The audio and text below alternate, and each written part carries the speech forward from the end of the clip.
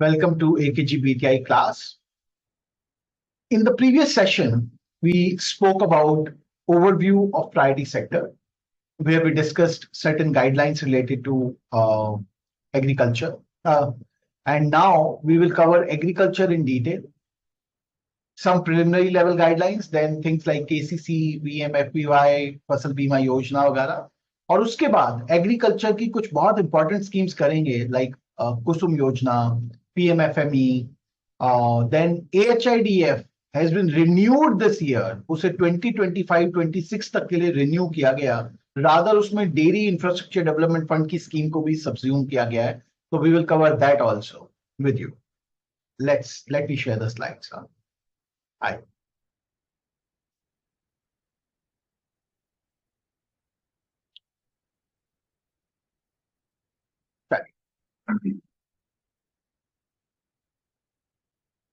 Few guidelines related to agriculture.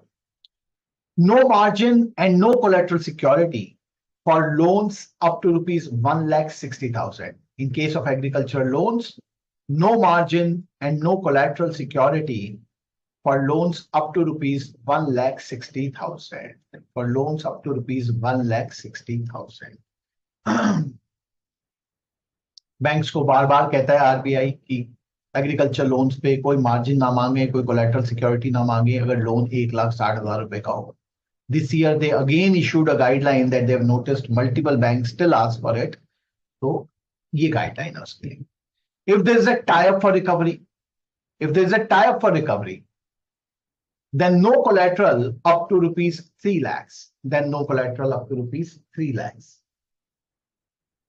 In case of tie-up for recovery, no collateral up to rupees 3 lakhs. Tie-up for recovery means when there is some sort of an arrangement that the borrower, the loany farmer, has agreed to sell his produce to someone, and that person says, जब produce आएगी तो पैसे मैं दे दूंगा. That is a tie-up. तो वहां पर 3 लाख रुपए तक के लोन पर कोई collateral नहीं लेना है. No due certificate not to be taken for all loans, for all type of loans in rural and semi-urban area. No due certificate not to be taken for all type of loans in rural and semi-urban area. In rural and semi-urban area. Then service area approach की बात करेंगे. Service area approach has been discontinued. Service area approach has been discontinued, but continues for government-sponsored schemes. Service area approach को अब discontinue कर दिया गया है, पर government-sponsored schemes के लिए service area approach continue कर दी है. It continues for government-sponsored schemes.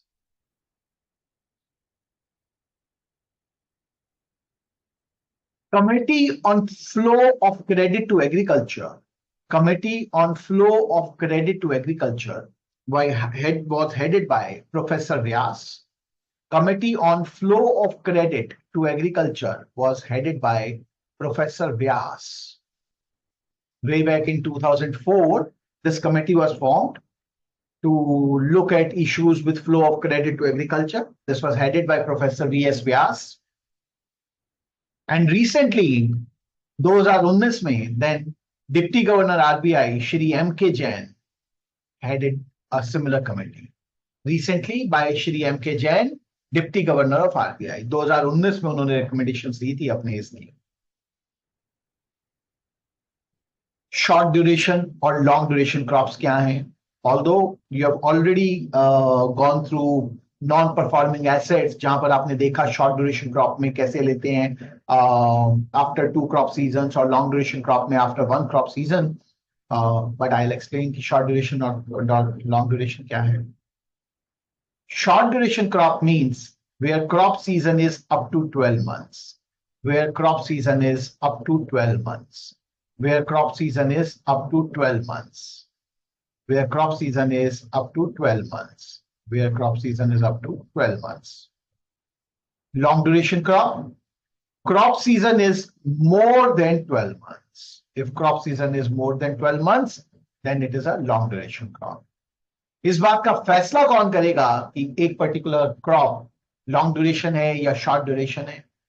So decision on whether a crop is short duration or long duration is taken by state level bankers committee. It is taken by state level bankers committee, SLBC. Decision on whether a crop is short duration or long duration is taken by state level bankers committee.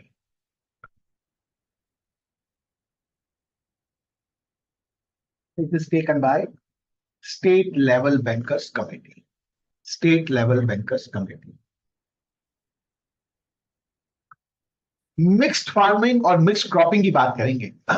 Mixed farming and mixed cropping की बात करेंगे थोड़ी सी. Mixed farming तब जब एक बार में farmer अपनी farm land पे फार्मिंग भी करे और कोई लाइव स्टॉक भी रियर करे, मतलब पशुपालन भी करे, खेती भी करे और पशुपालन भी करे फार्म लैंड पे, तो मिक्स्ड फार्मिंग. और मिक्स्ड क्रॉपिंग तब जब एक बार में एक से ज्यादा फसलों को उगाया जाए, when at one go simultaneously more than one crop are raised. Let's say wheat and gram, गेहूं और चने की फसल साथ में उगाते हैं, उनका अच्छा कॉम्बिनेशन होता है, तो उसको मिक्स्ड क्रॉपिंग कहते हैं. Mixed farming when in addition to agriculture livestock is also reared on the farmland.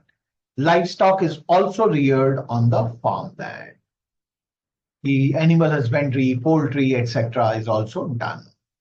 The mixed farming. Mixed cropping, when more than one crop is raised simultaneously. तो फिर उसको मिक्स्ड क्रॉपिंग कहा जाता है.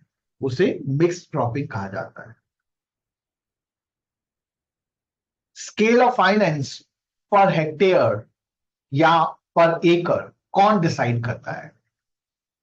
Scale of finance per hectare और पर एकड़ is proposed by, इसकी प्रपोजल बनाती है district level technical committee. It is proposed by district level technical committee.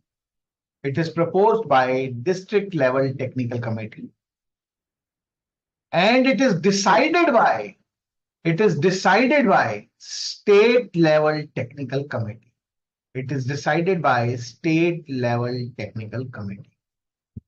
तो district level technical committee proposal भेजती है और स्टेट लेवल टेक्निकल कमेटी उसको डिसाइड करती है, और डिसाइड होने के बाद उसे एसएलबीसी के वेबसाइट पे, आरआरबीज के वेबसाइट पे, नाबार्ड के वेबसाइट पे फिर पोस्ट किया जाता है. रबी और खरीफ की फसल कौन कौन सी हैं? रबी crop which is generally sown इन अक्टूबर नवंबर, जिसे अक्टूबर नवंबर के महीने में बोया जाए, एंड हार्वेस्टेड इन अप्रैल, मार्च अप्रैल में जिसका हार्वेस्ट किया जाए वो रबी क्रॉप. जैसे व्हीट, ग्राम, गेहूं की, चने की फसल, ये सब rabi crop. Kharif crop which is generally sown in July, बारिश के महीनों में जिसको बोते हैं, एंड हार्वेस्टेड इन सितंबर अक्टूबर. इसकी सबसे फेमस क्रॉप है राइस, पैडी, ज्वार, बाजरा, ये सब चीजें खरीफ क्रॉप है. ये सब खरीफ क्रॉप्स हैं.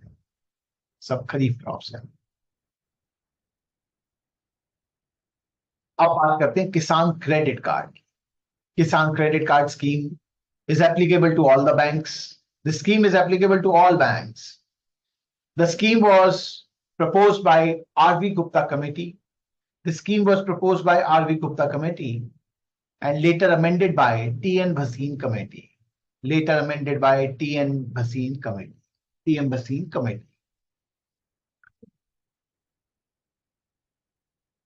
स्कीम का ऑब्जेक्टिव क्रॉप लोन और उससे जुड़े हुए कामों के लिए short term credit requirement meet करना फार्मर की, और वो उसको आसानी से उस क्रेडिट को निकाल सके, तो उसके लिए किसान क्रेडिट कार्ड बनाया जाता है. शॉर्ट टर्म के लिए 5 तरह की आइटम्स हैं जिसके लिए हम short term credit requirement meet करते हैं. Then there is investment credit also. जैसे वो ट्रैक्टर लोन लेना चाहे, एनिमल्स खरीदने के लिए लोन लेना चाहे, टर्म लोन लेना चाहे, तो that is also a part of Kisan credit card. तो objectives, first objective is crop loan. पहला ऑब्जेक्टिव है क्रॉप लोन. क्रॉप लोन के लिए दिया गया loan. Short term credit requirements for cultivation of crops. Short term credit requirements for cultivation of crops. Then produce marketing loan. Produce marketing loan. फसल हो गई, उसे मंडी तक ले जाना है और उस पर काम करना है, तो वो produce marketing. Then is post harvest expenses. Post harvest expenses, harvest के बाद जो खर्चे पड़ते हैं. Fourth is consumption requirements of a farmer's household. Farmer अभी फसल को उगा रहा है, उस पीरियड में उसको घर चलाने के लिए खर्चा करना है, अपने और कामों के लिए खर्चे चाहिए, उसके लिए consumption requirements of a farmer's household. And the fifth is maintenance of farm assets. For maintenance of farm assets. Farm assets की रख रखाव के लिए, फार्म एसेट्स की रख रखाव के लिए जो भी काम किया जाएगा, जो भी खर्चा किया जाएगा, वो सब इसमें आएगा. तो ये सारे के सारे शॉर्ट टर्म क्रेडिट हैं, ये पांचों. Last is investment credit requirements. Investment credit requirements for agriculture and allied activities. For agriculture and allied activities. यहां पर कोई ट्रैक्टर लोन वगैरह होगा, वो यहां आ जाएगा.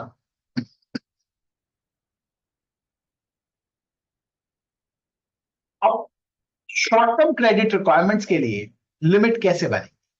तो fixation of limit, fixation of credit limit और लोन अमाउंट, वो कैसे बनाया जाएगा? फर्स्ट ईयर के लिए शॉर्ट टर्म लिमिट बनाते हैं. Short term limit for first year, पहले फर्स्ट ईयर की बनाते हैं. And then after that for every coming year limit is increased by 10% of the last year. Second year में first year की limit पे 10% increase किया. थर्ड ईयर में second year की लिमिट पे 10% इंक्रीज कर लिया. फोर्थ ईयर में थर्ड ईयर की लिमिट पे 10%. So for every successive year limit of last year is increase by 10%. इसलिए फर्स्ट ईयर की लिमिट कैसे बनाई जाएगी, that is important. Short term limit for first year will be set up as under. पहले crop loan की limit बनाई जाएगी. सबसे पहले क्रॉप लोन की लिमिट बनाएंगे. Scale of finance for the crop, scale of finance for the crop multiplied by extent of area cultivated, multiplied by extent of area cultivated. Scale of finance अभी हमने देखा था, उसको मल्टीप्लाई करेंगे जितने area पे खेती बाड़ी की जा रही है, उससे आएगी क्रॉप लोन की लिमिट. वो आ जाएगी क्रॉप लोन की limit. And this is a primary limit. In this we will add plus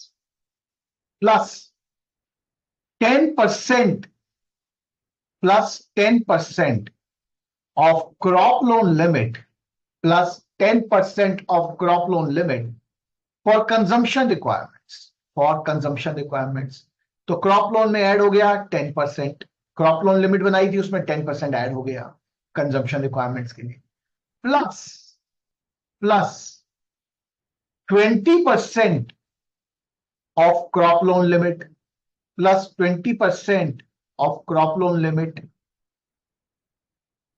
for maintenance of farm assets, for maintenance of farm assets, plus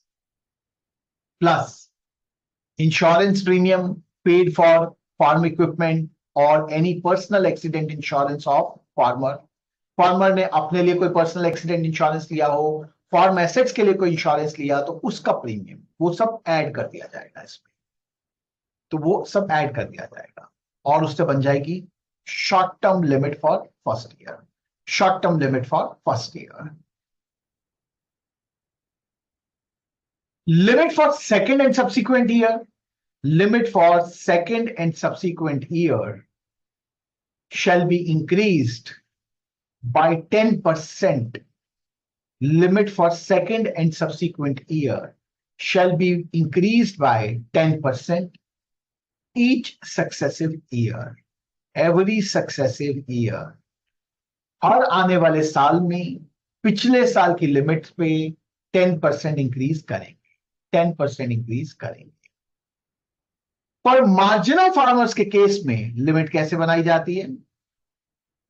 in case of marginal farmers, in case of marginal farmers, the limit will be a flexible limit of rupees 10,000 to 50,000, 10,000 to 50,000, depending on his needs. 10,000 to 50,000 का limit बना दें,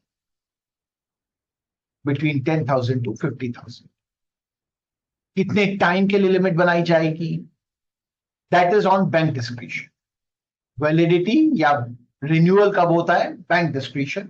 generally it is 5 years, generally it is 5 years, generally it is 5 years। If there is a credit balance in the account, किसान ने अपने ही पैसे जमा करा दिए हैं उसके अंदर केसीसी में, if there is a credit balance in the account, then interest is paid at saving fund rate, then interest is paid at saving fund rate. Then interest is paid at saving fund rate.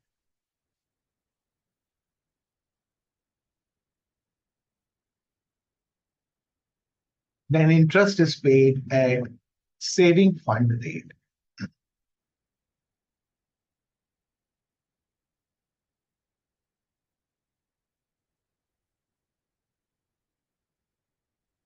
किसान credit card के बाद interest subvention scheme देखते हैं agriculture loans में, कहां कहां मिलती है, मैक्सिमम कितने लोन पर देंगे और कितनी परसेंटेज से इंटरेस्ट सबवेंशन मिलती है, वो सब देंगे। Interest subvention scheme for agriculture loans, for agriculture loans. Interest subvention 4 तरह की एक्टिविटीज के लिए मिलती है। It is available on short-term crop loans, short-term crop loans up to rupees 3 lakhs, up to rupees 3 lakhs। Loan 3 lakh से ज्यादा भी हो सकता है, पर सबवेंशन 3 लाख रुपए तक ही कैलकुलेट की जाएगी। Then post harvest loans, post harvest loans to small and marginal farmer having KCC, up to 6 months, यहां पर भी up to rupees 3 lakhs, up to rupees 3 lakhs। किसान ने फसल उगा ली, अब वो उसे रखना चाहता है, कुछ समय के लिए आपसे लोन लेता है रखने के लिए, और किसान स्मॉल एंड मार्जिनल फार्मर है, केसीसी होल्डर है, तो उसे दिया गया 3 लाख रुपए तक के लोन पे कैलकुलेट करेंगे। मैक्सिमम पीरियड किसके लिए इंटरेस्ट सबवेंशन मिलेगी? Up to 6 months, up to 6 months मिलेगी इस केस में, अप टू 6 मंथ्स मिलेगी इस केस में। हाँ जी, केसीसी कार्ड में क्रेडिट बैलेंस होने पर bank will pay interest. Yes, animal husbandry का काम करे, अभी तो था शॉर्ट टर्म क्रॉप लोन लिया, फार्मर था, अब फार्मर नहीं है पर animal husbandry, fishery, honey bee keeping, कुछ वैसा काम करता है, अलाइड एक्टिविटी जैसा, तो उसमें 2 लाख रुपए तक के लोन पर उसको इंटरेस्ट सबवेंशन मिलेगी। In case of animal husbandry up to rupees 2 lakhs, up to rupees 2 lakhs, up to rupees 2 lakhs, but this will be with an overall limit of 3 lakhs। अभी ये एनिमल हस्बेंड्री करता था, अगले साल farming करने लगा, bank के पास आ गया कि अब मैं फार्मिंग करता हूं, इसके लिए मुझे 3 लाख रुपए की इंटरेस्ट सबवेंशन मिले, तो उन्होंने कहा नहीं, ओवरऑल 3 लाख मिलती है, 2 लाख तुम उसमें ले चुके हो, 1 लाख अब तुम्हें फार्मिंग में दे सकते हैं, 1 लाख तुम्हें फार्मिंग में दे सकते हैं।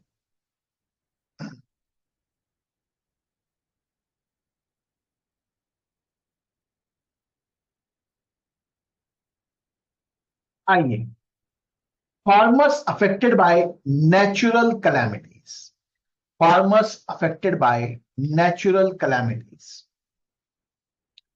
जो फार्मर्स को किसी तरह की नेचुरल कैलामिटी हो गई, उसके कारण से, then districts issue a knavery in which the extent of natural calamity and extent of damage of the crop is notified.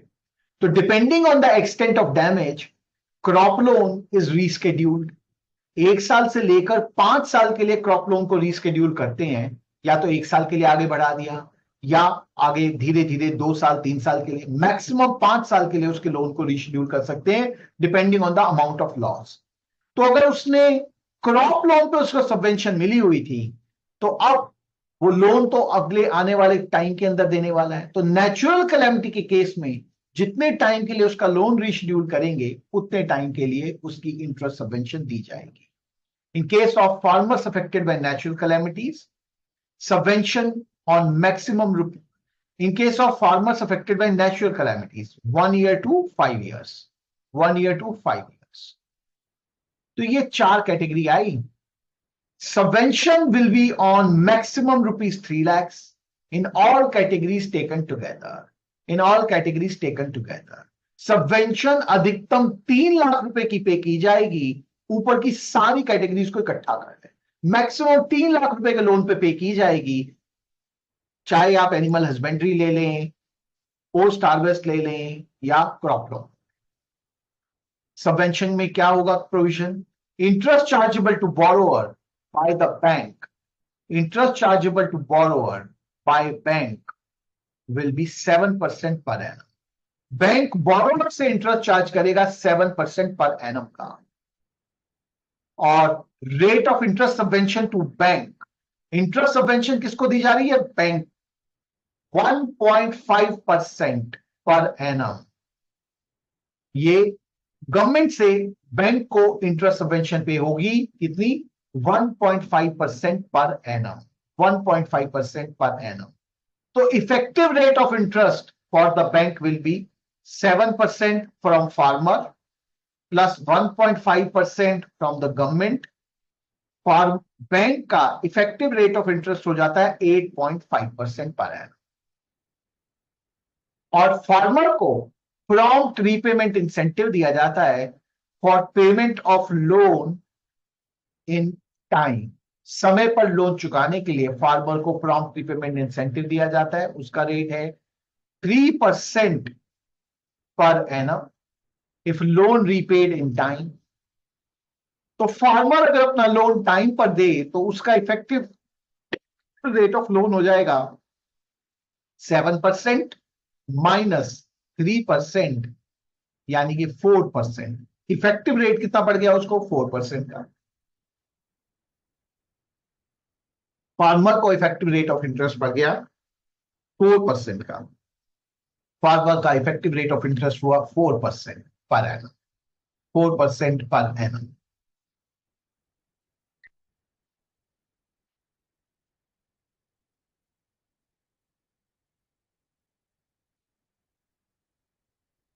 Interest subvention हमने देखा। अब इसके बाद ये कुछ खास नहीं है, जल्दी जल्दी नोट करेंगे, इनमें से सवाल जरूर आता है लेकिन ये बिल्कुल आसान काम है। Various type of cultures and revolutions. Various type of cultures and revolutions. Sericulture is related to silk और मलबरी। सिल्क वॉर्म और मलबरी के ट्री पे होता है सिल्क वॉर्म, तो ये सब किससे रिलेटेड है? Sericulture. Sericulture. Then comes apiculture, API. Apiculture is related with honeybee keeping. Honeybee keeping. Then comes aquaculture. Aquaculture. Aquaculture is related with shrimp farming or prawns. Shrimp or prawns farming. Then comes pisciculture. Pisciculture. It is related to fish farming, breeding of fish in a pond, breeding of fish in a pond, fish farming. Then comes floriculture. Floriculture is related to flower production. फूलों से संबंधित है floriculture. Then comes apiculture, APRI. Apiculture, APRI. Apiculture is related with mushroom production. It is related to mushroom production. Then is silviculture. Silviculture is related with forestry. The next is horticulture. Horticulture या pomology. This is related with fruits. It is related to fruits. Tipping किससे related है? Tea से related है. Tipping is related with tea. Then comes olericulture. Olericulture is related to vegetable cultivation. Next is vermiculture. It is related to earthworms. Vermi compost बनाने के लिए काम करती है ना. Rearing of earthworms is vermiculture. Then fish को कैसे cure किया जा सकता है? Salt लगा के, smoke करके, dry करके, pickling करके. Curing of fish is done by salting, smoking, drying, pickling. उससे उसको preserve करते हैं. White gold किसे कहा जाता है? Cotton को. White gold is cotton. Yellow gold, recently asked in an examination, yellow gold. And the answer there was jute. Yellow gold is jute. Jute grain is yellow in color.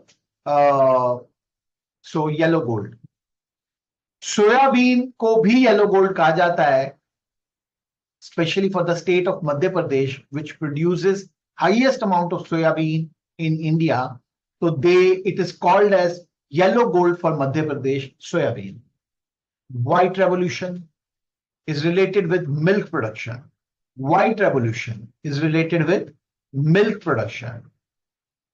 Green revolution is related with food grains, increase in food grain production.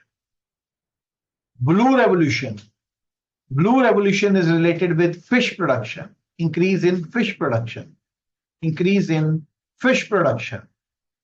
Yellow revolution is related with increase in oil seeds and pulses.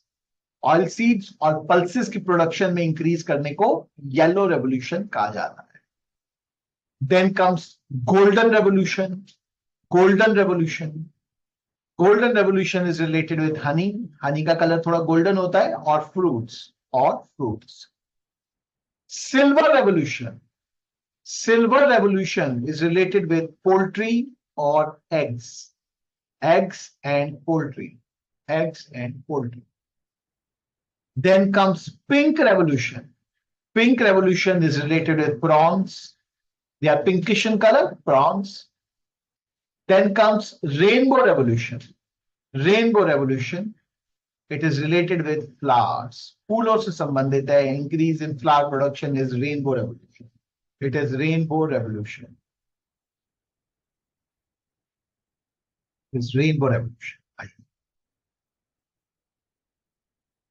अब इसके बाद बात करते हैं प्रधानमंत्री फसल बीमा योजना की.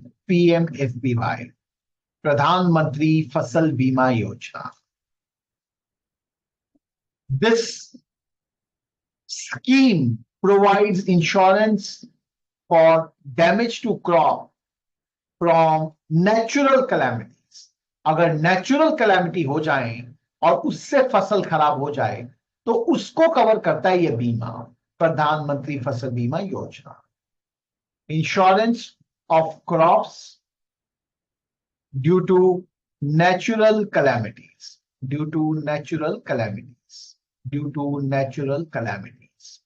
Insurance of crops due to natural calamities. Farmers कौन से covered होंगे? Loany farmer, non-loany farmer क्या? It is optional. The scheme is optional for all farmers. ये नहीं है कि आपसे लोन लिया है तो उसे प्रधानमंत्री फसल बीमा योजना लेना ही होगा, नहीं. It is optional. बस Aadhaar card is mandatory. Aadhaar होना चाहिए उसके पास.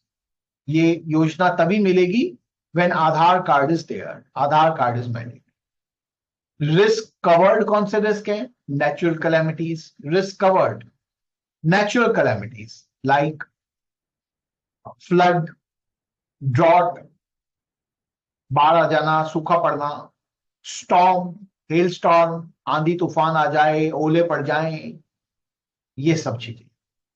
किसी तरह का कोई कीड़ा लग जाए, कोई बीमारी लग जाए फसल में, pest diseases etcetera, pest diseases etcetera, the flood, the crop gets damage because of this.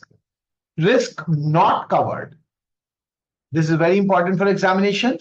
Risk not covered. War and nuclear risk. War and nuclear risk.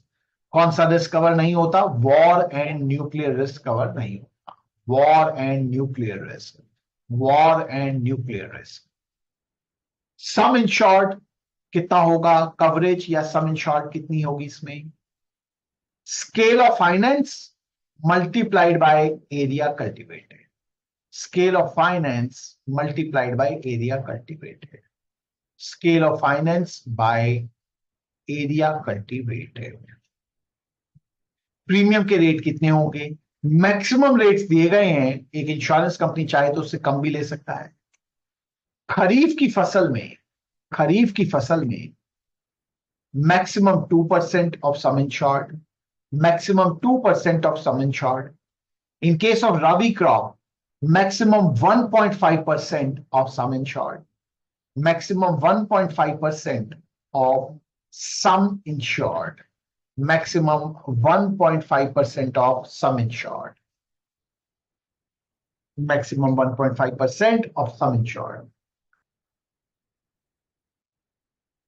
In case of annual commercial or annual horticultural crop, annual commercial or annual horticultural crops, maximum 5% of sum insured.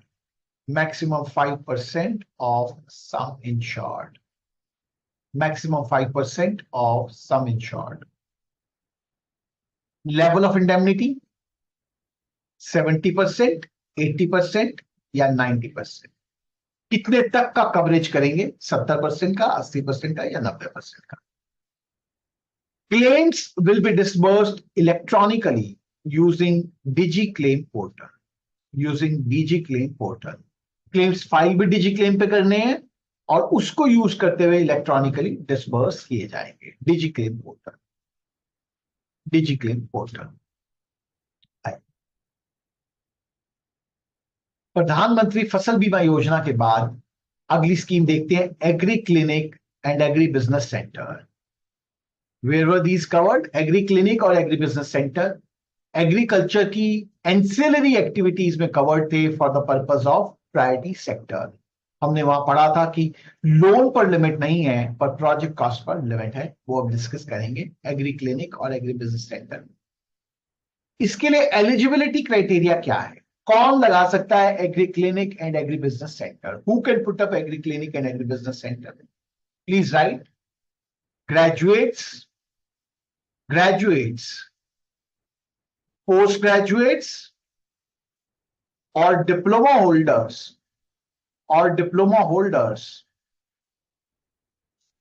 In agriculture और allied activities.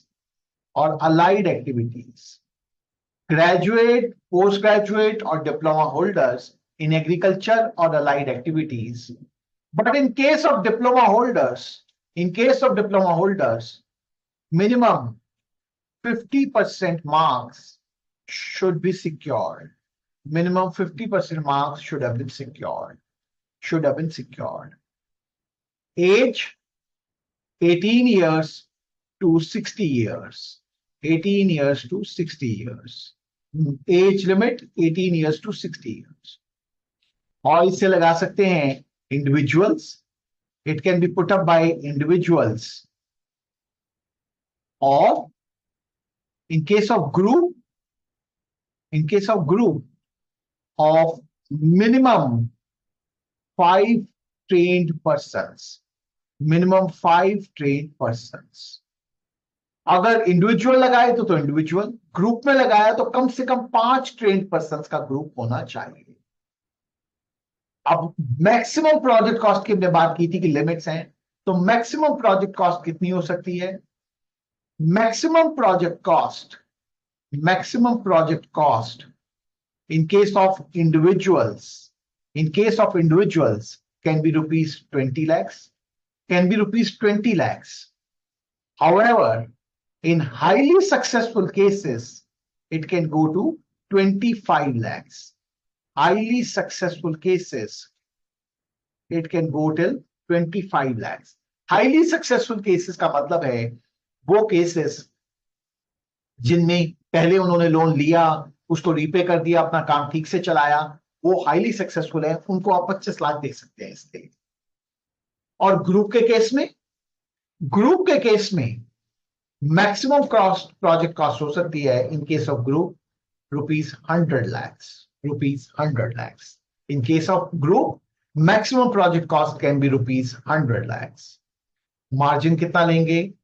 अगर 5 लाख रुपए तक है तो no margin, nil. Up to rupees 5 lakhs, nil. And for more than rupees 5 lakhs, 25%. Above rupees 5 lakhs, 25%. 25%. Collateral security. Collateral security up to rupees 5 lakhs, no collateral. Up to rupees 5 lakhs, no collateral. And for loans more than rupees 5 lakhs, for above rupees 5 lakhs, bank discretion hai. Then it is upon bank whether to charge, whether to take collateral or not. Whether to take collateral or not. NABARD refinance कितना करता है इसको? NABARD refinances 100% of bank. 100% of bank loan given under Agri-Clinic Agribusiness Scheme is refinanced by NABARD. Refinanced by NABARD. Repayment period? Repayment period under the scheme is 5 to 10 years. 5 to 10 years. With moratorium up to 2 years. Moratorium up to 2 years. 5 से 10 साल का repayment period है, जिसमें moratorium हो सकता है 2 साल तक का, जिसमें मॉरेटोरियम हो सकता है 2 साल तक का, 2 साल तक का। इस स्कीम में क्रेडिट लिंक कैपिटल सब्सिडी दी जाती है। There is a provision of credit link capital subsidy. So this scheme, Agri-Clinic Agribusiness Center, is a scheme of credit-linked capital subsidy. In case of SC/ST, women, in case of SC/ST, women, units established in Northeast या hilly states,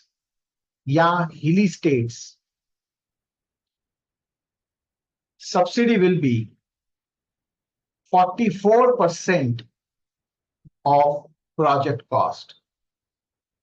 Subsidy will be 44% of project cost. In case of others, for others, it will be 36% of project cost. 36% of project cost. और subsidy पर lock in period कितना रखा गया है? कितने time के बाद ये कैपिटल लिंक सब्सिडी दी जाएगी? Lock in period is 3 years. Lock in period is 3 years. Lock in period is 3 years. 3 years. 3 years.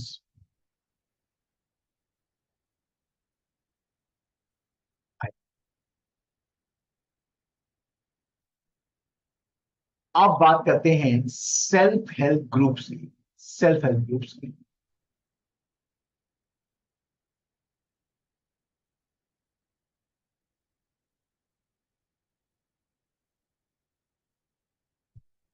Exam के लिए तो नहीं रेलेवेंट है, पर पढ़ देता हूं। अगर एग्री क्लिनिक ग्रुप कैटेगरी में हो, 5 लोगों का हो, एक ही SC/ST है, बाकी नहीं है, तो फिर क्या होगा? फिर अदर्स में ही काउंट होगा। फिर अदर्स में ही काउंट होता है। नॉर्मली इस पे नियम रहते हैं ऐसे कि अगर SC/ST वगैरह होगा तो अल्टीमेटली यहाँ पर स्कीम में कोई नियम नहीं रहा, काफी सारी जगह नियम दिया होता है, तो यहाँ पर इसका मतलब उन्हीं लोगों का ग्रुप होगा तभी काउंट करेंगे।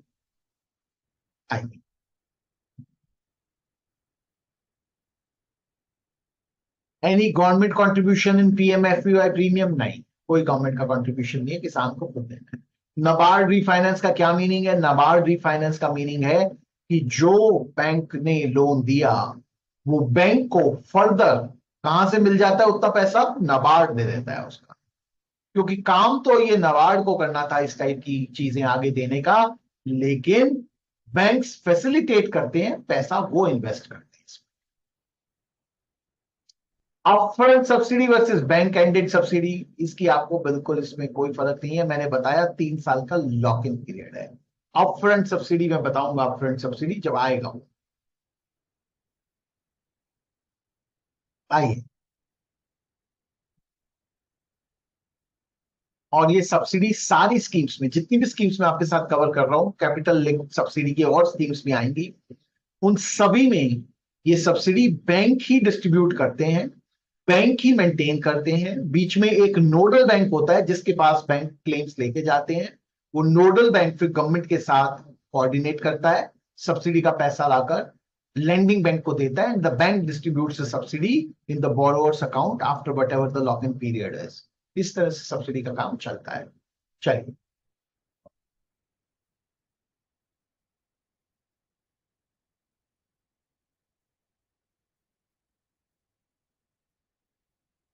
2022 नहीं, ये जो मैंने आपको इंटरेस्ट सबवेंशन 1.5% का बताया, वो इस साल दोबारा से नोटिफाई हुआ है, हर साल नोटिफाई होता है वो। आइए, चलिए सेल्फ हेल्प ग्रुप की बात करेंगे। सेल्फ हेल्प ग्रुप की बड़ा इंपॉर्टेंट काम अब आगे आ रहा है। ये छोटे छोटे सवाल जो वहां से बहुत ज्यादा संबंधित नहीं है, उसको रहने दें हम। Self help group, self help group में बारे में बात करते हैं।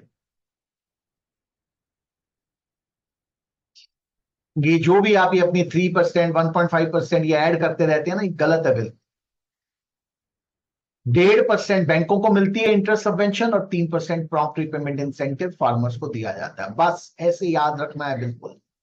मैंने आपको एक बात बड़ी क्लियर कही थी, जो मैं बोल रहा हूं मेरे बोलने पे ध्यान रखिए, ना उससे इधर जाइए ना उधर जाइए। ये सारी स्टेटमेंट्स जो आ रही हैं ये आपके एग्जाम के क्वेश्चन है। हम पिछले साल तक के रिकॉर्ड क्वेश्चंस को भी इन स्लाइड्स में इनबिल्ट करते हैं, ताकि वो टॉपिक्स आपके साथ वहां भी कवर हो जाए। तो बिल्कुल इस पे ध्यान रखिए, एग्जाम के पर्पज से हम जो काम कर रहे हैं। सेल्फ हेल्प ग्रुप, जो बहुत गरीब लोग हैं, बिलो पॉवर्टी लाइन लोग हैं, दे शुड गेट टुगेदर, आपस में मिलें, एक दूसरे की हेल्प करें, थोड़ी थोड़ी सेविंग करें, थोड़ा म्यूचुअल बेनिफिट करें, म्यूचुअल कोऑपरेशन करें, इसलिए बनाए जाते हैं self help group.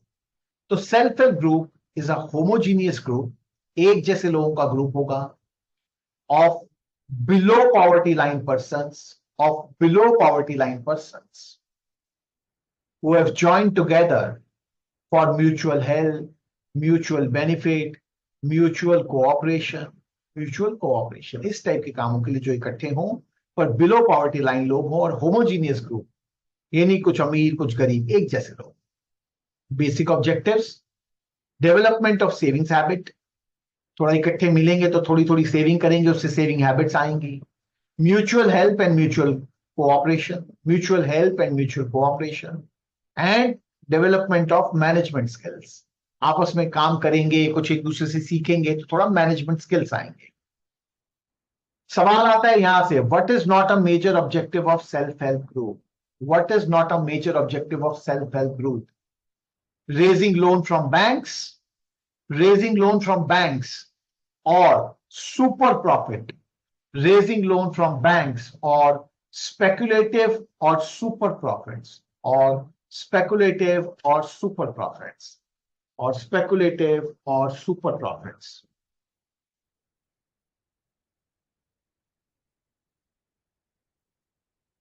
This is not a major objective of uh, forming self-help. Self help group बैंकों से लोन लेने के लिए और सुपर प्रॉफिट कमाने के लिए नहीं बनाए जाते। ये अलग बात है, उन्हें मिल जाता है बैंकों से लोन, पर ये ऑब्जेक्टिव नहीं है उसका। Self help group may be an informal group, इनका रजिस्ट्रेशन करवाना जरूरी नहीं है कहीं पर भी, ये इनफॉर्मल ग्रुप बन सकता है, इकट्ठे होगा एक ग्रुप बन गया। मेंबर्स कितने हो सकते हैं? Number of members in a self help group 10 to 20. Normally the number of members can be 10 to 20 members in a self help group. number of members in a self-help group can be 10 to 20.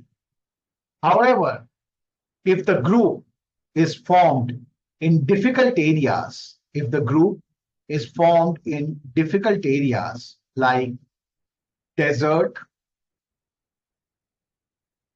hills, or remote tribal area, or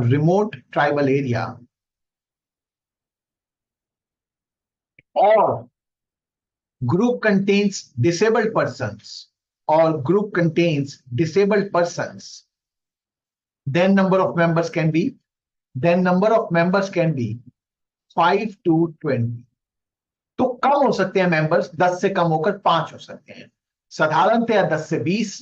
पर अगर group को difficult area में लगाया गया हो, hills में, desert में, remote tribal area में, या ग्रुप में डिसेबल्ड पर्सन हो, तो मेंबर्स हो सकते हैं 5 से 20।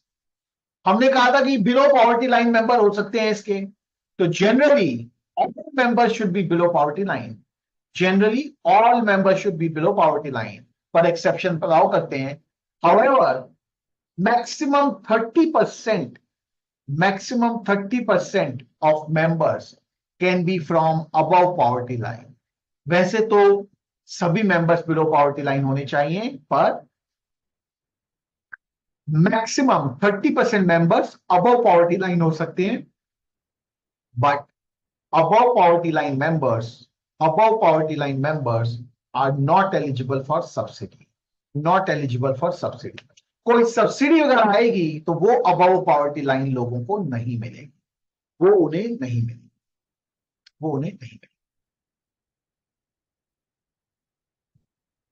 अब बात करते हैं कि बैंक फाइनेंस कब मिलता है। After 6 months of formation bank से लोन मिलेगा सेल्फ हेल्प ग्रुप बनाए जाने के 6 महीने बाद। लोन का अमाउंट कितना हो सकता है? Loan amount varies in saving to loan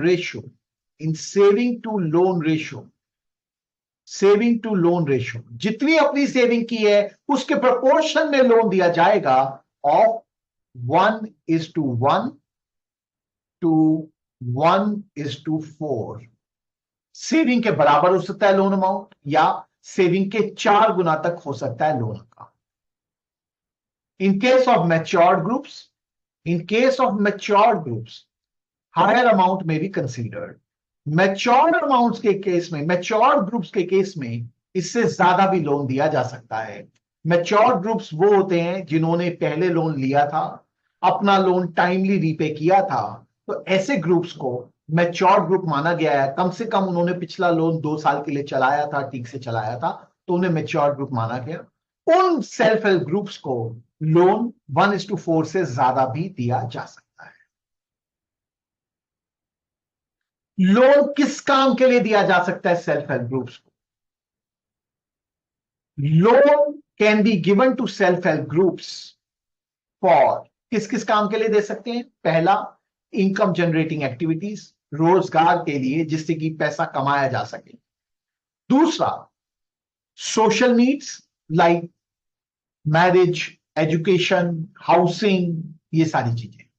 पहला इनकम जनरेशन पर्पसेस, दूसरा सोशल नीड, और तीसरा debt swapping with high cost debt swapping और repayment of high cost debt. अगर सेल्फ हेल्प ग्रुप ने महंगी दरों पर ब्याज ले रखा है तो उसको चुकाने के लिए बैंक से लोन ले सकता है, इनकम जनरेटिंग पर्पस के लिए, सोशल नीड के लिए, और तीसरा है डेट स्वैपिंग के लिए। इनके लिए आप लोन दे सकते हैं सेल्फ हेल्प ग्रुप। आइए अब बात करेंगे जॉइंट लायबिलिटी ग्रुप्स की। Joint liability group, JLG, joint liability groups, they are informal group of 4 to 10 persons। तो सेल्फ हेल्प ग्रुप 10 से 20 लोगों का ग्रुप है, जॉइंट लायबिलिटी ग्रुप 4 से 10 लोगों का ग्रुप है, इनफॉर्मल ग्रुप है। और बेसिक ऑब्जेक्टिव क्या है? बेसिक ऑब्जेक्टिव इसका बदल जाता है। The objective is to avail bank loans, to avail bank loans. Bank loan लेना ही इसका ऑब्जेक्टिव है, either singly or through mutual guarantee, either singly or through mutual guarantee. या तो खुद से या ग्रुप बना लिया तो ग्रुप की गारंटी पर बड़ा लोन ले लिया जाए। इस पर्पस से ये बनाए जाते हैं, बिजनेस करने के लिए बनाए जाते हैं, प्रॉफिट कमाने के लिए बनाते हैं। जॉइंट लायबिलिटी ग्रुप को कोई बिजनेस वगैरह बनाना है तो उसके लिए बनाते हैं। Maximum advance per member, maximum advance per member 1 lakh rupees and maximum advance per group rupees 10 lakh. Maximum advance per group rupees 10 lakh. Maximum advance per group rupees 10 lakhs, rupees 10 lakhs.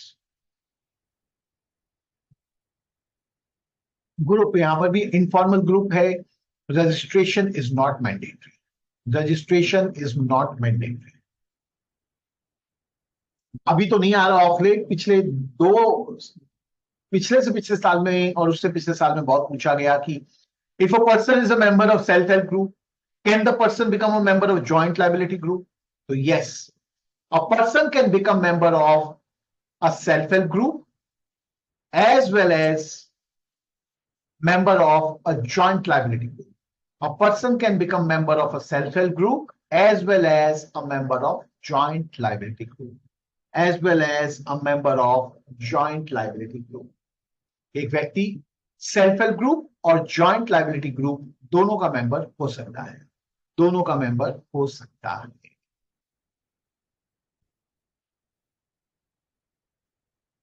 आइए अब थोड़ी एग्रीकल्चर की स्कीम्स करेंगे, इसके बाद इनमें से सवाल आते हैं एग्रीकल्चर स्कीम्स में से, ध्यान से करिएगा, मेरे साथ रहिएगा। सबसे पहले बात करते हैं एग्रीकल्चर इंफ्रास्ट्रक्चर फंड की। Agriculture infrastructure fund, there is a lot of focus on agriculture infrastructure fund from government. They are putting a lot of schemes which are getting their funding from agriculture infrastructure fund. So implementation period of agriculture infrastructure fund, implementation period from 2020-21, 2020-21 से लेकर 2032-33 तक, 2032-33 तक, 2032-33 तक implementation period. Minimum या maximum loan कितना दे सकते हैं? There is no limit that has been defined, no limit defined for minimum और maximum loan, no limit defined. They can be given a need-based loan. They can be given a need-based loan. They can be given a need-based loan. Interest subvention can be given up to rupees 2 crores. Interest subvention can be given up to rupees 2 crores. Loan ज्यादा amount का भी हो सकता है. A loan can be for higher amount also. However, the interest subvention that will be given under this scheme will be calculated only up to rupees 2 crores. Loan ज्यादा amount का हो सकता है, पर जो इंटरेस्ट सबवेंशन इस scheme में दी जाती है वो 2 करोड़ रुपए तक के अमाउंट पर कैलकुलेट की जाएगी. Nature of facility term loan. Nature of facility term loan. Nature of facility term loan. Rate of interest subvention, किस रेट से दी जाती है interest subvention? Rate of interest subvention, rate of interest subvention at 3% per annum, eight 3% per annum. And maximum कितने तक के loans पे दी जाती है? Loans up to rupees 2 crore. Loans up to rupees 2 crore. Subvention is restricted till 2 crore even if loan is higher. ये तो मैंने पहले भी बताया, even if the loan is higher. Credit guarantee कितने पे दी जाएगी? क्रेडिट गारंटी कितने पे दी जाएगी? Credit guarantee will be given by CGTMSE. Credit guarantee will be given by CGTMSE. Credit guarantee will be given by CGTMSE for loans up to rupees 2 crore. Credit guarantee will be given by CGTMSE for loans up to rupees 2 crores. Guarantee fees will be paid by the government. ना bank पे करता है ना borrower, government पे करती है इसकी guarantee fees. Government will pay the guarantee fees. और कितने तक गारंटी दी जा रही है? 2 करोड़ रुपए तक सीजीटीएमएससी से ये गारंटी दी जाएगी। इंटरेस्ट सबवेंशन और credit guarantee will be available for what period? Period of interest subvention, period of interest subvention and credit guarantee, 7 years, 7 years, 7 years from the date of first disbursement, from the date of first disbursement of the loan। जब पहला loan disburse किया गया वहां से 7 साल तक interest subvention और credit guarantee दी जाएगी। रीपेमेंट पीरियड इज, हाँ वो मैं बताऊंगा सीजीटीएमएससी क्या जब करेंगे 5 करोड़ वाला अलग से करेंगे। Repayment period is 8 to 10 years। Repayment period is 8 to 10 years, which is inclusive of moratorium, which is inclusive of moratorium, which is inclusive of moratorium। यहां वैसे तो सीजीटीएमएससी की गारंटी 5 करोड़ तक होती है आजकल, लेकिन यहां पर फ्री फंड में मिल रही है। सरकार ने कहा भाई सीजीटीएमएससी से फ्री में क्रेडिट गारंटी दिलवा देते हैं आपको, हम देंगे इसका प्रीमियम। तो उन्होंने अमाउंट लिमिट कर दिया कि हम 2 करोड़ रुपए तक की गारंटी देंगे इसके अंदर, इसलिए यहां पर लिमिट लगाई गई है। Repayment period is 8 to 10 years, which is inclusive of moratorium. Moratorium कितना हो सकता है? मिनिमम 6 months का।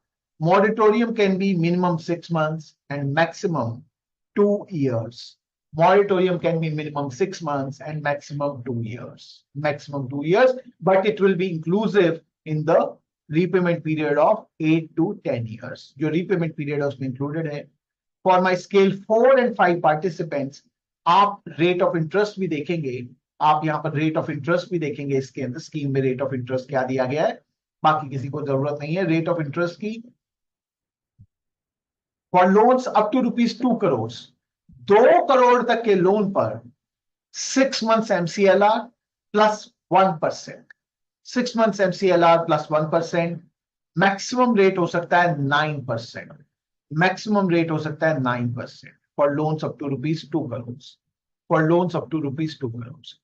In case of loans more than ₹2 crores, in case of loans more than ₹2 crores, they have been linked with ERR and IRR, external rate of return and internal rate of return। उनसे link किए जाएंगे ये लोग, उनसे link किए जाएंगे इनका rate of interest. आइए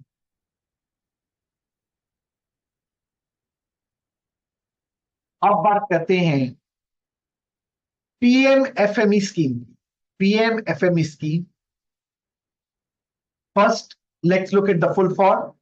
At least for scale 1 and 2 participants, full form is also very relevant। PMFME, the full form is PM formalization of PM formalization of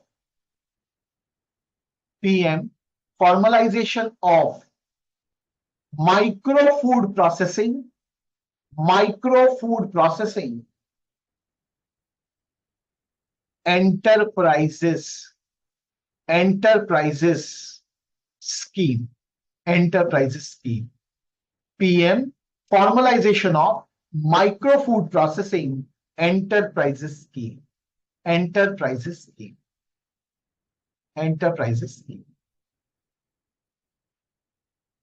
I objective क्या है? For small micro food processing enterprises, how can they grow? वो कैसे आगे बढ़े? उन्हें credit नहीं मिलता, bank जल्दी से देते नहीं, उनको कुछ बेनिफिट दिया जाए, कुछ सब्सिडी दी जाए, क्रेडिट दिया जाए, जिससे कि वो छोटे लेवल से बड़े लेवल पे आगे जा सकते हैं। तो उस काम के लिए स्कीम बनाई गई। दूसरा एक ऑब्जेक्टिव इसमें रखा गया था, 1 district 1 प्रोडक्ट को ग्रो करना। Every district was made to recognize one specific product। किसी डिस्ट्रिक्ट में चंदन, किसी में हल्दी, किसी के अंदर दोज फॉक्स मिलेट्स, मखाना वगैरह जो होता है, फूल मखाना जिसको कहते हैं, तो अलग अलग डिस्ट्रिक्ट्स की अपनी अपनी प्रोडक्ट बनाई गई।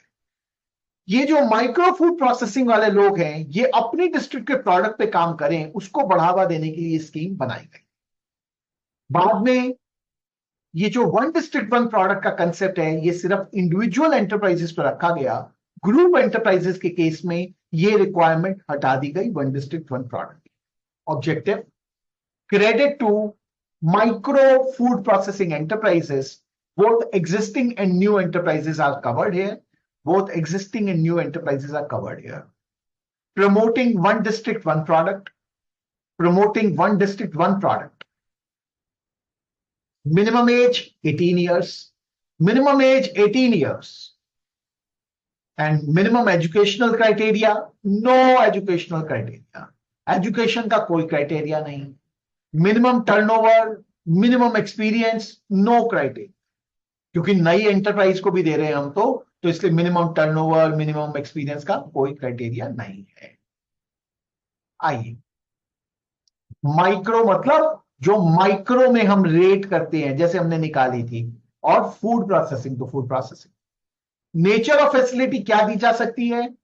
इसमें दोनों तरह का लोन दिया जा सकता है, टर्म लोन या वर्किंग कैपिटल लोन। दोनों तरह का लोन दे सकते हैं पीएमएफएमई स्कीम में, पर सब्सिडी जो मिलती है वो सिर्फ टर्म लोन पे मिलती है, वर्किंग कैपिटल कंपोनेंट पे नहीं मिलती। अगर किसी एंटरप्रेन्योर को टर्म लोन और वर्किंग कैपिटल लोन दोनों दिए हैं, तो subsidy will be calculated only on the term loan component. Implementation period from 2020-21 to 24-25 to 24-25. From last year till the examinations taking place even now, PMFME पे सवाल आ ही रहा है। Continuously they are asking question on PMFME. Next एक दो चीजें, ये मेरे सिर्फ सीनियर स्केल पार्टिसिपेंट्स ध्यान दें इसको। Outlay of the scheme is 10,000 crores. Coverage is aimed at 2 lakh enterprises. And ये जो सब्सिडी वगैरह का ग्रांट दिया जाना है, ये सेंट्रल गवर्नमेंट और स्टेट गवर्नमेंट किस रेशो में शेयर करेंगे? It will be shared in the ratio of 60-40 by central government and state government, by central government and state government.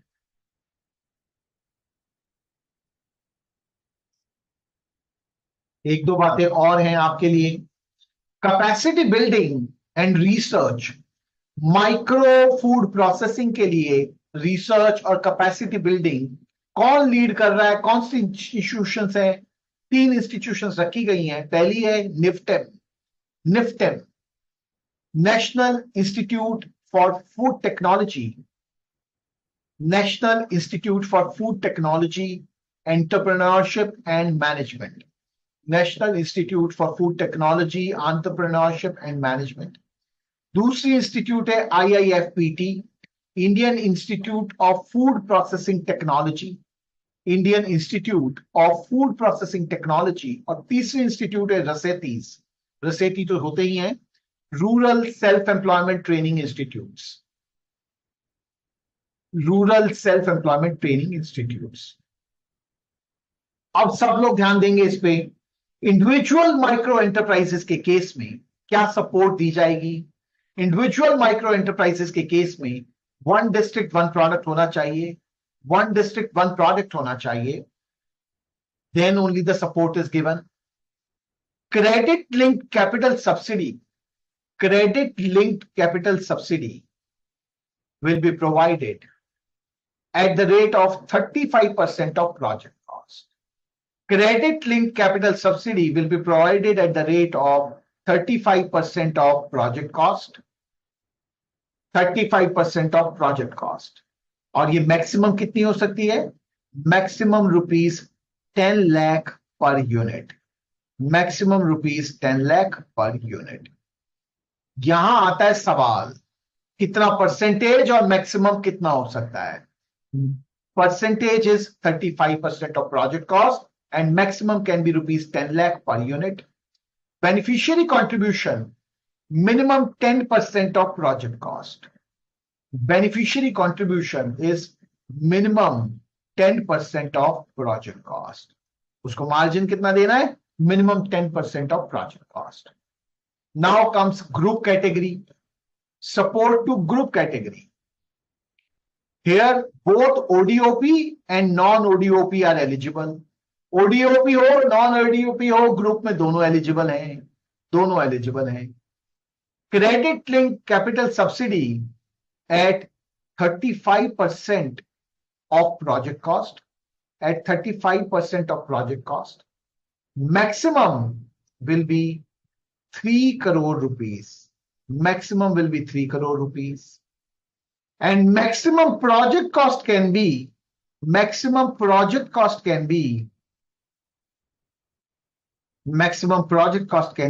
crores. Maximum project cost can be 10 crores. Subsidy दी जाएगी 35% of project cost पे. Maximum subsidy हो सकती है 3 करोड़ रुपए की, पर maximum project cost होगी ग्रुप कैटेगरी के केस में उस पर लिमिटेड 10 करोड़ रुपए. Total eligible project cost should not exceed rupees 10 crore. Should not exceed 10 crores.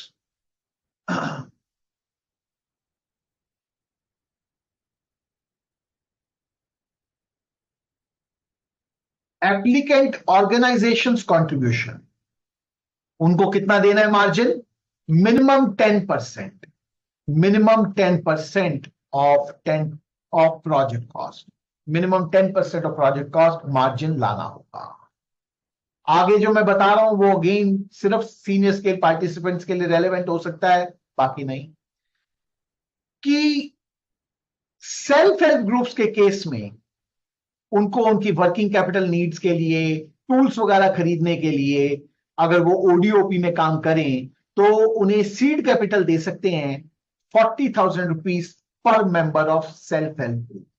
Seed capital eight 40,000 rupees per member of self-help group. Seed capital at 40,000 rupees per member of self-help group for working capital and purchase of tools. दूसरी बात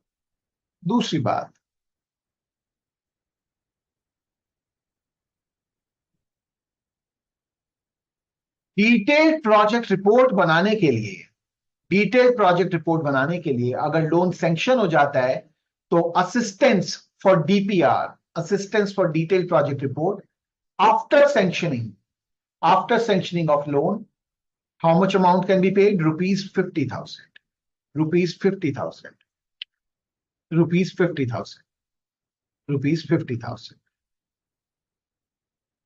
आइए अब बात करते हैं PM कुसुम योजना की. PM कुसुम योजना की यहां से भी सवाल आते हैं.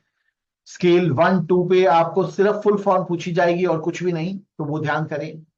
प्रधानमंत्री, पीएम तो प्रधानमंत्री है. किसान ऊर्जा, के से किसान एंड ऊ से ऊर्जा, यू से ऊर्जा. सुरक्षा एवं उत्थान महाअभियान. सुरक्षा एवं उत्थान महाअभियान. कुसुम का फुल फॉर्म है किसान ऊर्जा सुरक्षा एवं उत्थान महाअभियान. उत्थान महाअभियान. प्रधानमंत्री किसान ऊर्जा सुरक्षा एवं उत्थान महाअभियान. Scheme is implemented by Ministry of New and Renewable Energy. Scheme is implemented by Ministry of New and Renewable Energy. आजकल उसको एक शौक है, मिनिस्ट्री भी पूछ लेता है. पिछले साल उसने एक सवाल पूछा कि विश्वकर्मा स्कीम कौन सी मिनिस्ट्री ने लॉन्च की. अब विश्वकर्मा स्कीम में 3 मिनिस्ट्री इकट्ठे मिलकर काम करती हैं. प्राइमरीली मिनिस्ट्री है एमएसएमई की, लेकिन उसमें और 2 लोग भी काम करते हैं, लेकिन वो ऐसे स्कीम पूछता है, तो ध्यान रखिए. ऑब्जेक्टिव क्या है? ऑब्जेक्टिव इसमें बेसिकली ऑब्जेक्टिव है किसी भी तरह से रिन्यूएबल पावर को ग्रो करा जाए. तो गवर्नमेंट ने 3 तरह के कंपोनेंट रखे. एक है जिससे कि फार्मर्स अपने फार्म लैंड पर 2 मेगावाट्स तक के सोलर पावर प्लांट लगाएं, रिन्यूएबल एनर्जी पावर प्लांट लगाएं, जिससे कि रिन्यूएबल एनर्जी से जनरेट होने वाली पावर के प्लांट लगाएं 2 मेगावाट कैपेसिटी तक के, और उसको ग्रिड के पास वो पावर बेचें, इलेक्ट्रिसिटी ग्रिड में वो पावर बेचें, जिससे रिन्यूएबल एनर्जी कंटिन्यूअस सप्लाई उसकी मिल जाए। दूसरा component, solar powered agriculture pump sets लगाएं। और तीसरा component, solarisation of grid connected agriculture pump करें, जो इलेक्ट्रिसिटी से कनेक्टेड पंप सेट्स हैं उनको सोलराइज करें। सब में क्या कर रहे हैं, रिन्यूएबल एनर्जी को ग्रो करने की बात हो रही है।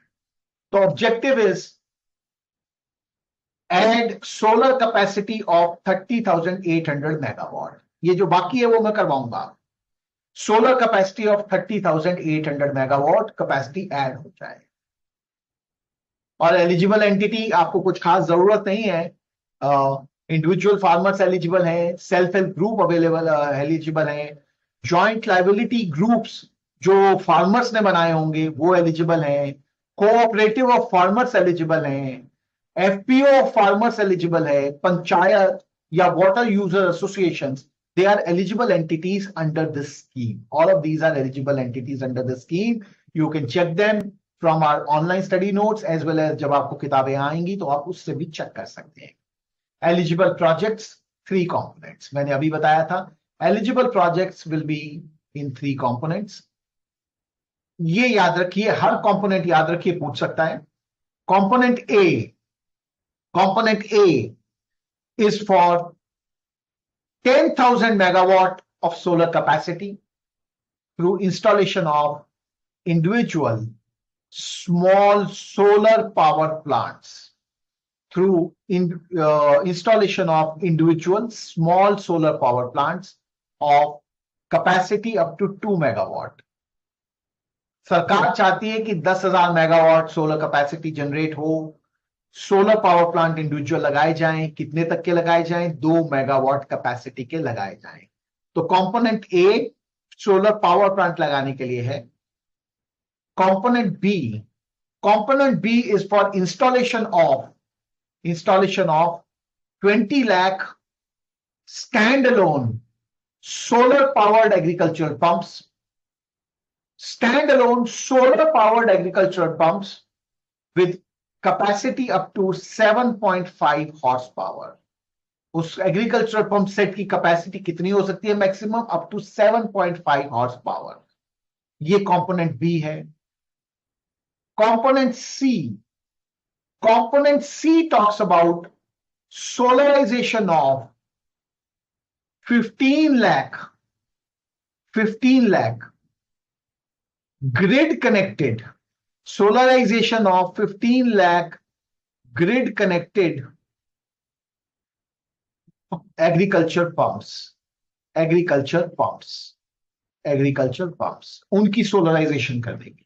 तो पहला है 10,000 मेगावाट सोलर कैपेसिटी जनरेट हो, दूसरे में 20 lakh individual solar power pump agriculture pump sets लगाए जाएं, और तीसरे कंपोनेंट में 15 lakh grid connected pump sets को सोलराइज किया जाए। Scheme is valid till 31st March 2026। Scheme is valid till 31st March 2026 तक ये स्कीम वैलिड है। सीनियर स्केल पार्टिसिपेंट्स थोड़ी सी और बात लिखना चाहें, क्योंकि आपको थोड़ा डिटेल में जाके पूछता है, थोड़ा सा लिख सकते हैं। Type of facility term loan है, बाकी किसी को उलझने की जरूरत नहीं है इस वाले पेज से। Type of facility term loan है, आप भी उतना ही ध्यान दें जितना मैं बताऊंगा, बहुत लंबा टेबल है, सारा याद नहीं रहेगा। मैक्सिमम लोन कंपोनेंट याद रखिए कितना हो सकता है। इन case of component A 70% of project cost, in case of component A it can be 70% of project cost, in case of component B it can be 30% of project cost, and in case of component C it can be 30% of project cost, it can be 30% of project cost। तो maximum loan component कितना होगा? Term loan के case में project A में 70% of project cost, component B और C में 30% of project cost. Margin component A में 30% of project cost, component B में और सी में 10% of project cost, 10% of project cost. Front end subsidy दी जाएगी by centre and state in 50-50 ratio. तो centre और स्टेट सब्सिडी को किस रेशो में शेयर करेंगे? 50-50 में। कितनी सब्सिडी दी जाती है? सिर्फ सीनियर स्केल पार्टिसिपेंट्स देखिए, बाकी फालतू में इसके साथ ना उलझे, बहुत लंबा टेबल है। कंपोनेंट ए के लिए कोई सब्सिडी नहीं है। कंपोनेंट बी और सी के अंदर 60% ऑफ प्रोजेक्ट कॉस्ट है, 60% ऑफ प्रोजेक्ट कॉस्ट है, 60% ऑफ प्रोजेक्ट कॉस्ट है। प्रोजेक्ट कॉस्ट ध्यान रखना चाहें तो कंपोनेंट ए में हो सकती है ₹3.5 करोड़ पर मेगावाट, ₹3.5 करोड़ पर मेगावाट, और कंपोनेंट बी में ₹3.25 लाख पर पंप, और कंपोनेंट सी में ₹4.5 लाख पर पंप, ₹4.5 लाख पर पंप। रीपेमेंट पीरियड वगैरह को छोड़ दीजिए, इतना उसके अंदर जाने की जरूरत नहीं है, इतना भी ध्यान रख लेंगे तो काफी। आइए इसके बाद बात करते हैं AHIDF स्कीम की। लास्ट ईयर इस पे AHIDF पे यूनियन बैंक स्केल 4 to 5 में उसने एलिजिबिलिटी पर क्वेश्चन पूछा, और वहां पर सेक्शन 42 कंपनी एक वर्ड इंक्लूड कर दिया। यह आइडेंटिफाई करना था कि कौन सा इसमें से एलिजिबल नहीं है। तो सेक्शन 42 कंपनी नहीं होती, इसमें सेक्शन 8 कंपनी होती है। अगर वो एलिजिबिलिटी देखी थी तो सही आंसर कर सकते थे। सो इसकी एलिजिबिलिटी कौन करता है? AHIDF का फुल फॉर्म है animal husbandry infrastructure development fund scheme, animal husbandry infrastructure development fund scheme. इसमें कौन एलिजिबल है? Individual and entrepreneurs, private companies, MSME, FPO farmer producer organisation, section 8 companies जो नॉट फॉर प्रॉफिट कंपनीज होती हैं, उनको section 8 companies act में define किया है, नॉट फॉर प्रॉफिट कंपनीज को। और इस साल उन्होंने क्या किया, DIDF जो डेयरी इंफ्रास्ट्रक्चर डेवलपमेंट फंड था, उसको इसके अंदर मर्ज कर दिया एनिमल हस्बेंड्री डेवलपमेंट फंड में, इसमें उसको सब्ज्यूम कर दिया। तो इसलिए अब इसमें एलिजिबिलिटी एक ऐड हो गई, डेयरी कोऑपरेटिव्स। ये पहले पिछले साल तक नहीं थी, अब ऐड की गई है डेयरी कोऑपरेटिव्स, बिकॉज डेयरी का जो काम करते हैं वो लोग भी अब इसमें इंक्लूड हो गए, डेयरी कोऑपरेटिव्स भी इंक्लूड हो गए इसके अंदर। सो दिस स्कीम, ये जो मैं बता रहा हूं, ये करीब करीब मेरे सीनियर स्केल पार्टिसिपेंट्स के लिए है। दिस स्कीम है सबस्यूम्ड, कौन सी स्कीम को सबस्यूम किया इसने? दिस स्कीम है सबस्यूम्ड DIDF, दिस स्कीम है subsumed DIDF, dairy infrastructure development fund. Sunset date post disbursement जो अब डिसाइड किया गया वो है 31 मार्च 2033 पोस्ट डिसबर्समेंट, ये लास्ट डेट है इसके लिए। Validity of the scheme till FY 2025-2026, यानी स्कीम कब तक वैलिड है? 31 मार्च 2026 तक वैलिड है। एक बार किसी ने लोन सैंक्शन करवा लिया 31 मार्च 2026 तक, तो उसका फायदा वो कहां तक ले सकता है? 31 मार्च 2033 तक ले सकता है। वो उसकी सनसेट क्लॉज बनाई गई है। आइए, क्या क्या कामों के लिए इसमें इन्वेस्टमेंट की जा सकती है? बहुत सारे इस तरह के काम है, उसको सिंपली याद रखिए, क्योंकि आपको तो कुछ आइडेंटिफाई करना होगा। डेयरी प्रोसेसिंग के लिए, मीट प्रोसेसिंग के लिए इसमें काम लोन दिया जा सकता है। एनिमल फीड प्लांट लगाए, एनिमल्स के लिए फीड का प्लांट लगाए, कोई ब्रीड इंप्रूवमेंट के लिए काम करे, वो इंक्लूड हो सकता है। एनिमल वेस्ट मैनेजमेंट का काम करे, एनिमल की वेस्ट मैनेजमेंट का काम करे, कोई वेटनरी वैक्सीन का, ड्रग्स मैन्युफैक्चरिंग का काम करे, वेटनरी वैक्सीन या ड्रग्स मैन्युफैक्चरिंग के लिए कुछ काम किया जाए। तो dairy processing, meat processing, animal feed plant, animal waste management, breed improvement, vaccine और drugs manufacturing. And now because of inclusion of DIDF here, breed improvement technology for dairy animals. Implementing agency कौन है वो ध्यान दे दें, department of animal husbandry and dairying, department of animal husbandry and dairying, ministry of fisheries animal husbandry and dairying, ministry of fisheries animal husbandry and dairying,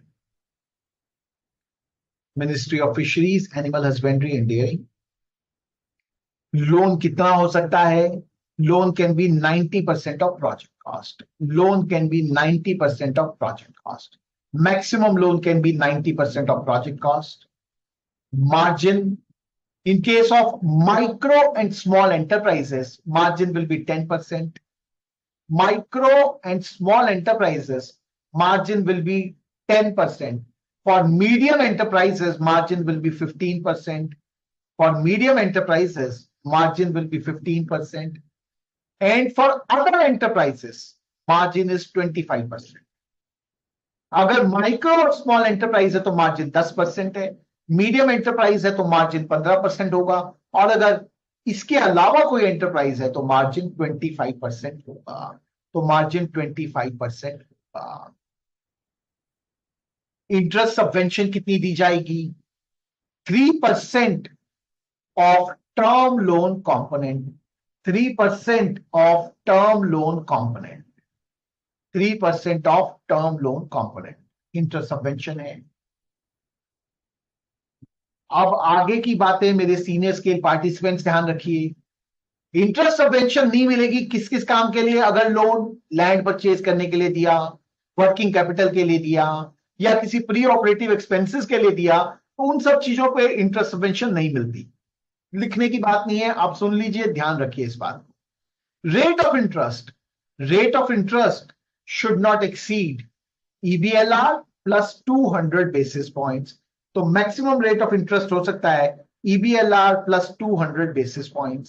EBLR plus 200 basis points. Credit guarantee fund कितने का बनाया गया? उसका credit guarantee fund बनाया गया 750 करोड़ का. Credit guarantee fund बनाया गया 750 करोड़ का. और कौन देता है इसकी क्रेडिट गारंटी? इसकी क्रेडिट गारंटी देता है नव संरक्षण ट्रस्टी प्राइवेट लिमिटेड, NTPL. इसकी credit guarantee is provided by नव संरक्षण trustee private limited, NTPL of NABARD. NABARD की कंपनी है NTPL, नव संरक्षण ट्रस्टी प्राइवेट लिमिटेड. कितना उसके लिए फंड्स आउटले बनाया गया है क्रेडिट गारंटी का? 750 करोड़. मैक्सिमम रिपेमेंट पीरियड, ये भी सब सीनियर स्केल्स के लिए, मैक्सिमम रीपेमेंट पीरियड 8 साल है इसका, इसीलिए 2026 से लेकर और वहां तक रखा गया है. Moratorium period 2 years, which is included in these 8 years. And the proposal will be submitted at Udyami Mitra portal. Proposal will be submitted at Udyami Mitra portal. Proposal को उद्यमी मित्रा पोर्टल पर सबमिट किया जाएगा. एक छोटी सी स्कीम है ये किसान सम्मान निधि की, इसमें कुछ खास काम नहीं है, फटाफट इसको ध्यान दे देंगे सब लोग. किसान सम्मान निधि में लैंड ओनिंग फार्मर फैमिलीज को लिखिए, under Kisan Samman Nidhi all land owning farmer families, all land owning farmer families are given rupees 6,000 per annum, are given rupees 6,000 per annum in three installments of rupees 2,000 each. In 3 installments of rupees 2,000 each. तो land owning farmer family, छोटी भी मतलब small and marginal farmer भी हो सकता है, बड़ा farmer भी हो सकता है, कोई लिमिट नहीं है. एक ही कंडीशन है, लैंड ओनिंग फार्मर फैमिली होनी चाहिए. फार्मर फैमिली की definition, husband wife and minor children. Family constitutes of husband wife and minor children who have land, जिनके पास कल्टीवेबल लैंड हो, हु ओन कल्टीवेबल लैंड. तो इसका मतलब इसमें टेनेंट फार्मर्स, लैंडलेस फार्मर्स वो एलिजिबल नहीं है इसके बेनिफिट्स के लिए. एक और बात लिखिए, no one in the family should be an income tax pay. Land owning family के अंदर कोई भी इनकम टैक्स पे ही नहीं होना चाहिए. इनकम टैक्स पे करता होगा तो ये बेनिफिट नहीं मिलेगा. इसके लिए एक AI चैटबॉट बनाया है सरकार ने, जो कितनी लैंग्वेजेस में अवेलेबल है? इंग्लिश, हिंदी, बंगाली, ओडिया और तमिल में। इंग्लिश, हिंदी, बंगाली, ओडिया और तमिल में अवेलेबल है चैटबॉट वो चैटबॉट अवेलेबल है किसान स्कीम में।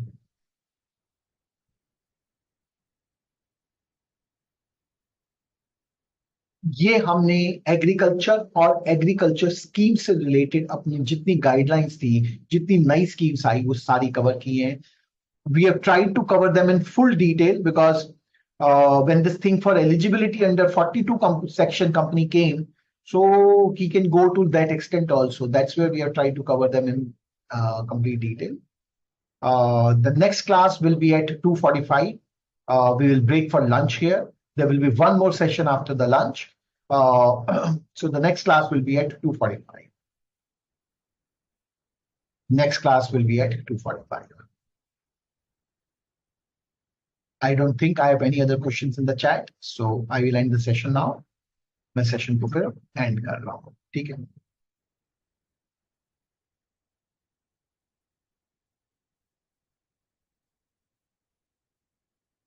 Bye.